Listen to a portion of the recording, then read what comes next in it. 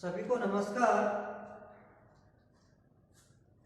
आज हम पढ़ेंगे कि औषधियों के मापतोल में काम आने वाले तुला। तो इससे पहली क्लास में पढ़ा था कि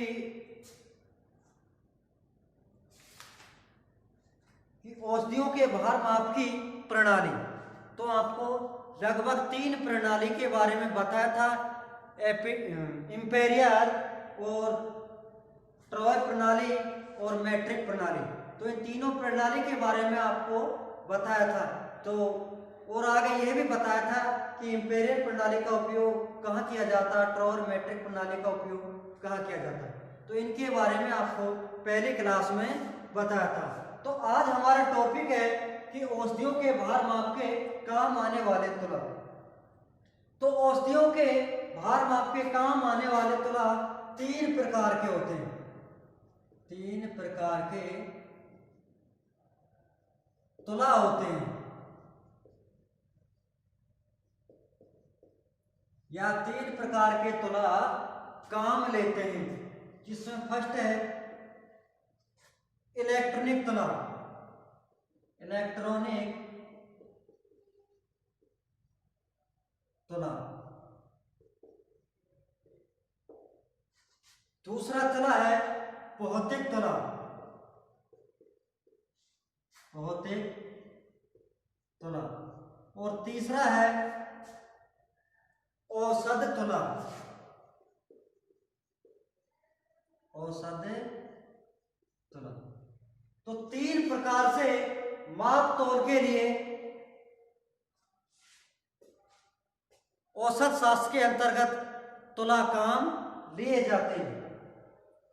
तो इलेक्ट्रॉनिक तुला क्या होता है कि इलेक्ट्रॉनिक तुला एक सेल या लाइट के द्वारा, इलेक्ट्रॉनिक तुला एक सेल या लाइट के द्वारा संचालित के माध्यम से स्क्रीन पर वेट बताता है। तो इसमें क्या है कि एक इलेक्ट्रॉनिक मशीन होती है जिसमें लाइट के द्वारा कनेक्शन पहुंचाया जाता है, सेल के द्वारा कनेक्शन पहुंचाया जाता है। जब उस पर औषधि को रखेंगे तो वेट के अनुसार स्क्रीन पर ग्रामों में या किलो में आपका वजन आ जाएगा। जैसे ये डायग्राम है या चित्र है किसका, इलेक्ट्रॉनिक तुला का। इलेक्ट्रॉनिक तुला किसका डायग्राम है, इलेक्ट्रॉनिक तुला। तो यहां पर स्क्रीन होती है जिस पर आपका वेट आ जाता है, जैसे 120 ग्राम, 50 ग्राम। और यहां पर लाइट के जरिए या सेल के जरिए इलेक्ट्रॉनिक सेल लगा दिए जाते हैं। तो ये कौन सी तुला हुई, इलेक्ट्रॉनिक तुला। दूसरी तुला है आपकी भौतिक तुला। भौतिक तुला क्या होता है कि इसके अंतर्गत 2 साइड पलड़े होते हैं और उन पलड़ों में कोई पासिंग नहीं होती है, यानी शून्य स्केल पर वो पलड़े होते हैं। तो ये हो गया आपका शून्य स्केल।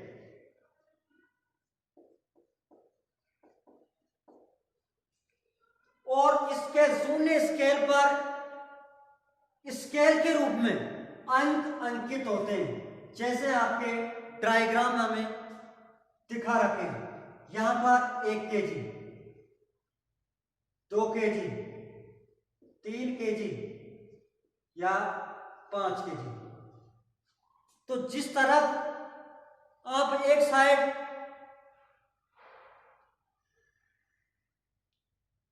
बाट रखेंगे, दूसरी तरफ औषधि रखेंगे,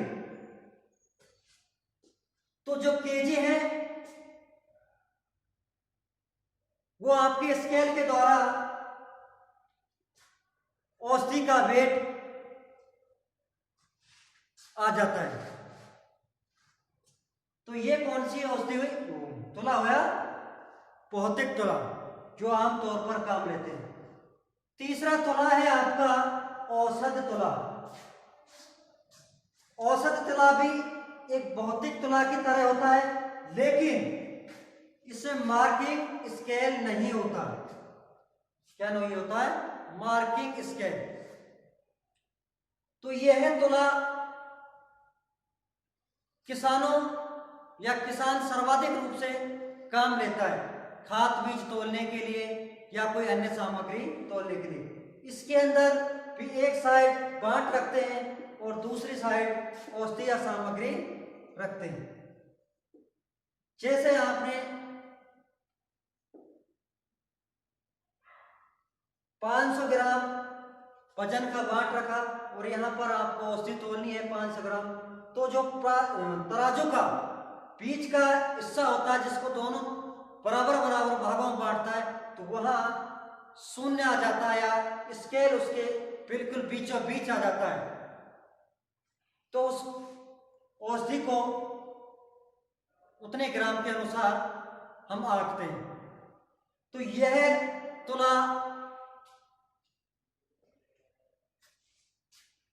काफी जगह काम लिया जाता है, जैसे परचूनियां आदि की दुकानें होती है, वहां पर भी औषधि तुला काम में लिया जाता है। तो लगभग आपके 3 प्रकार के तुला हैं जो औषधियों के माप तोल के काम लेते हैं।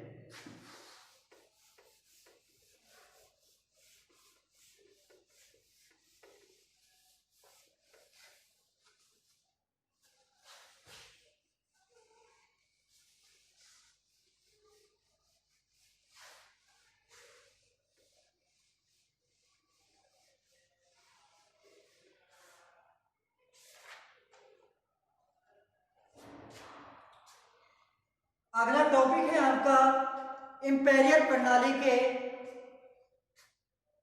तोल। इंपीरियल प्रणाली के अंतर्गत आने वाले तोल भार। तो इसके अंतर्गत क्या होता है कि एक संकेत के रूप में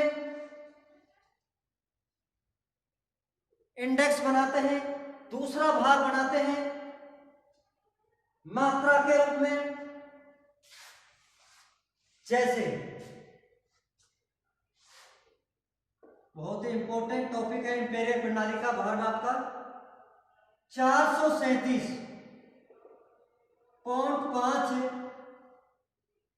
ग्रेन में ऑन्स होते हैं।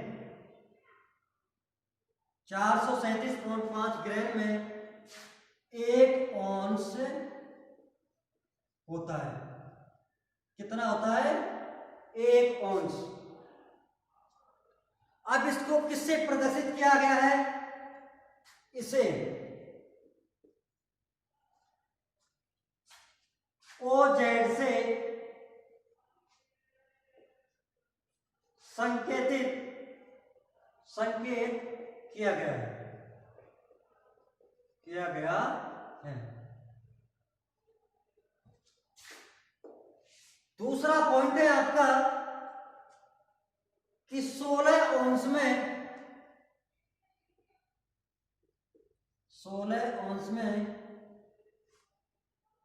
कितने पौंड होते हैं? 16 ऑन्स में 1 पौंड होता है,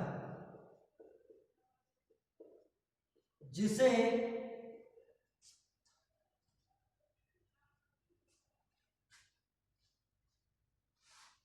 LB से प्रदर्शित किया गया है। इसी तरह तीसरा पॉइंट है आपका कि 14 पौंड में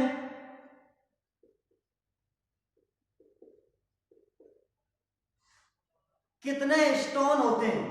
तो 14 पौंड में 1 स्टोन होता है,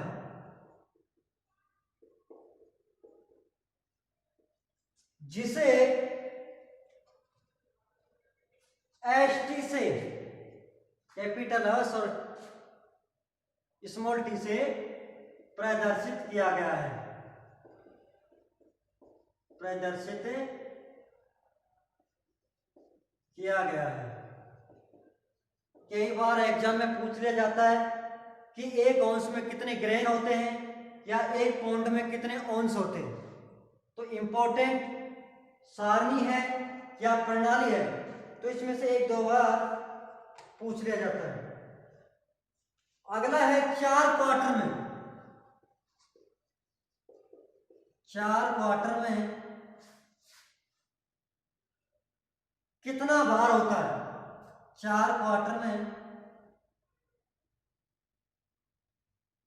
100 भार होता है, जिसे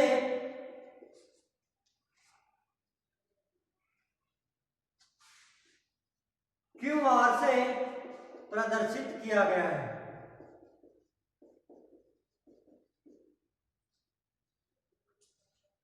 तो इसमें लगभग आपके 4 पॉइंट ही इंपॉर्टेंट है। तो ये कौन सी प्रणाली होगी आपकी? इंपीरियल प्रणाली। अब हम पढ़ेंगे ट्रॉय प्रणाली के बारे में।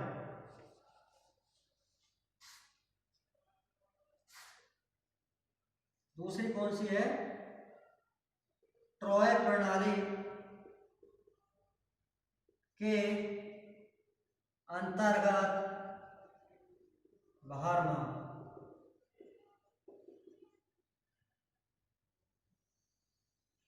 तो इसके अंतर भी गत अलग अलग वजन अलग अलग से प्रदर्शित किया गया है। तो इसमें जैसे 20 ग्रेन में 20 ग्रेन में एक स्क्रू पर होता है। 20 ग्रेन में एक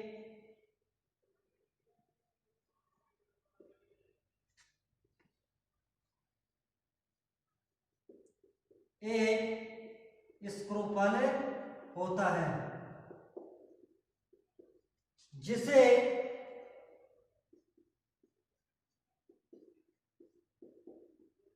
कोष्टक बंद माइनस से प्रदर्शित किया गया है।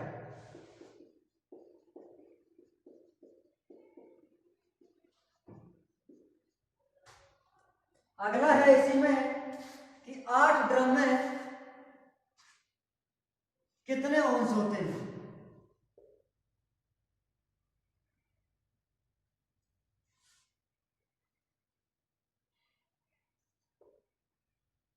आठ ड्रम में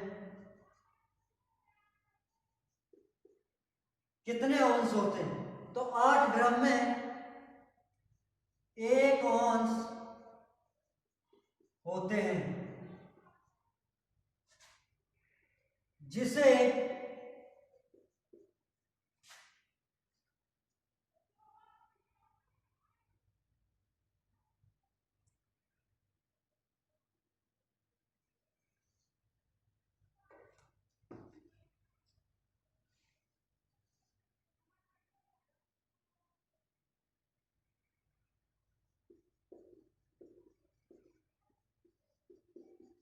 इस संकेत से प्रदर्शित किया गया है।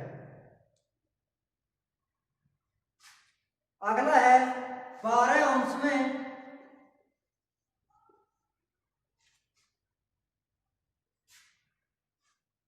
कितने पौंड होते हैं? तो 12 औंस में एक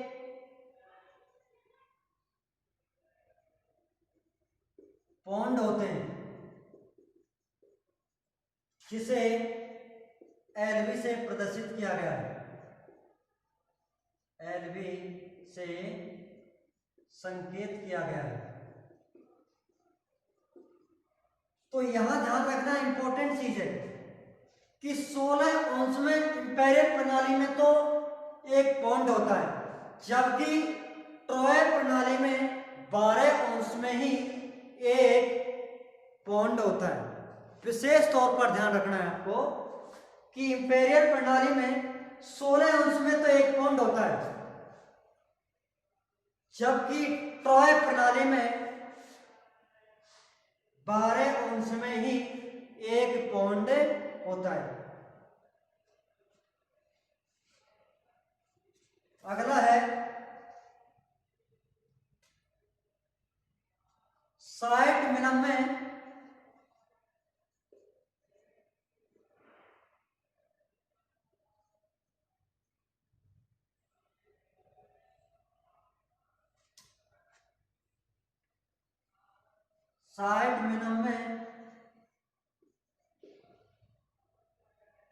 एक फ्लूइड ड्रम होता है, एक फ्लूइड ड्रम होता है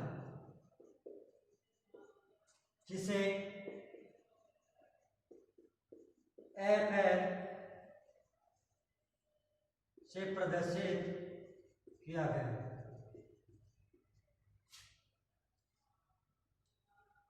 तो इसमें यही इंपॉर्टेंट पॉइंट है इसमें। अब हम अगली प्रणाली पढ़ेंगे,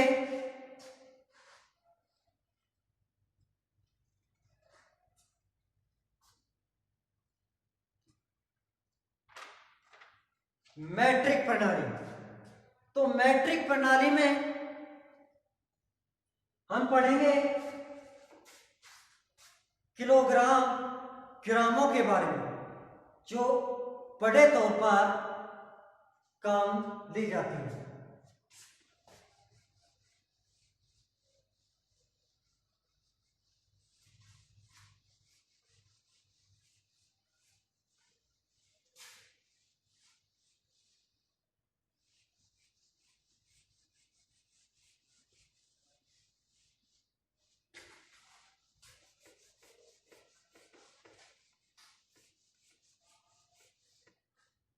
तीसरी प्रणाली है मैट्रिक।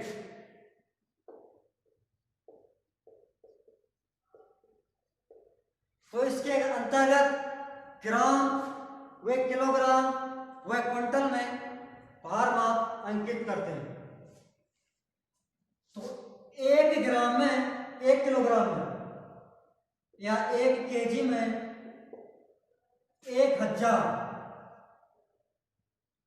क्या होते हैं, ग्राम होते हैं, जिसे GM से प्रदर्शित किया गया है। इसी तरह 1 ग्राम में कितने मिलीग्राम होते हैं?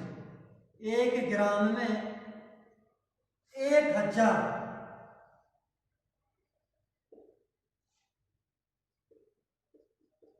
मिलीग्राम होते हैं, जिसे mg से प्रदर्शित किया गया है।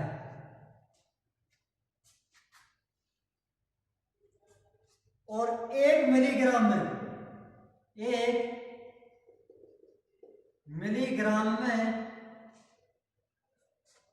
1000 मिलीग्राम में 1000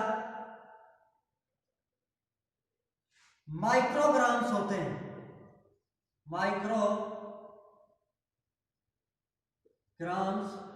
होते हैं, जिसे mg से प्रदर्शित किया गया है।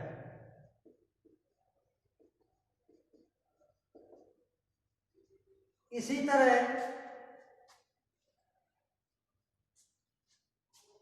100 केजी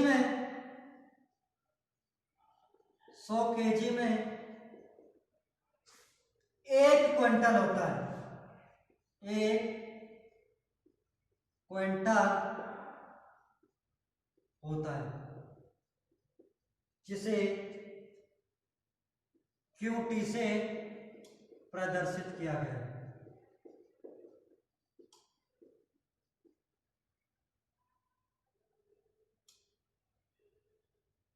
दस डेसीग्राम में, अगला है 10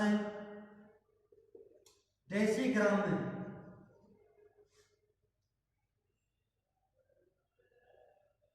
कितना ग्राम होता है? 10 डेसीग्राम में 1 ग्राम होता है, जिसे dg से प्रदर्शित किया गया है। तो इसमें यही भार इंपॉर्टेंट है। तो तीनों प्रणाली के बारे में, भार माप के बारे में आपको अलग अलग तरीके से बता दिया गया है। मैट्रिक प्रणाली में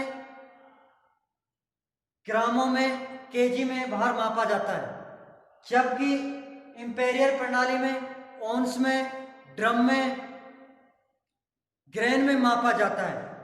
और ट्रॉय प्रणाली में ड्रम में, मिनम में या ओंस में भार माप अंकित करते हैं। तो इसमें से कई बार रिक्त स्थान में पूछ लिया जाता है कि 12 ओंस में कितने पाउंड होते हैं, या 437.5 ग्रेन में कितने ग्रेन होते हैं।